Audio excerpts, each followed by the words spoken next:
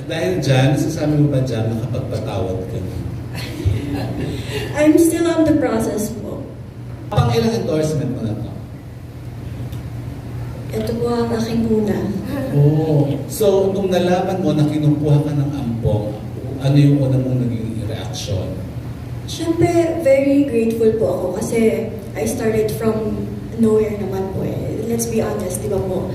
Tapos, ayun, very grateful lang din po kasi I think kaya rin po ako napa-oo ng ampong is because I believe in brands na nag-a-align din po sa own values ko. And yun po yung nire-represent ng ampong. They're all about confidence, new beginnings. Kasi ang smile po natin is, very powerful siya. And it's not all about the appearance. It's about feeling strong enough sa sarili mo.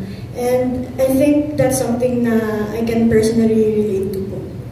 Ayun, and for my last 3 questions, base kay sa sinabi ni Direk Gail, how would you describe, Chang, yung buhay mo ngayon doon sa New Beginning?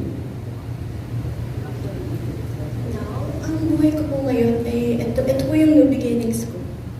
Ayun. Oo. Yes. So maganda ba ang New Beginning ng Ay, buhay? opo naman. Nandito po tayo lahat. Nandito po ako sa harap niyo. So, very, very, maganda. O sumunod, paano mo i-describe yung self-worth mo base sa mga nangyari recently? Your self-worth. Ang self-worth ko po ay non-negotiable. Pwede mong i-expound ng konti. Kung ibig sabihin, na-negotiable lang yung self-worth. Never lose yourself in the process of... Ano? Never lose yourself po in the process kung ano man yung nangyayari sa buhay mo. Kailangan, kilala mo pa rin po talaga yung sarili mo.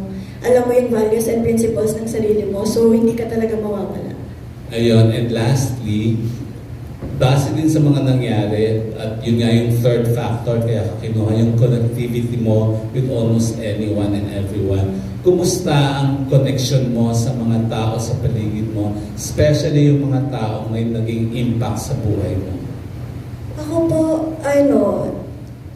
as much as possible talaga is pinipili ko yung mga taong nakapaligid lang sa akin. Yung talagang solid support system na ipupunta ka talaga sa tama, sasabihin talaga kung mali yung ginagawa mo.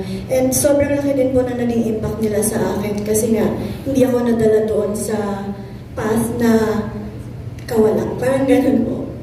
At dahil dyan, nasasabi mo ba dyan nakapagpatawad ka na? I'm still on the process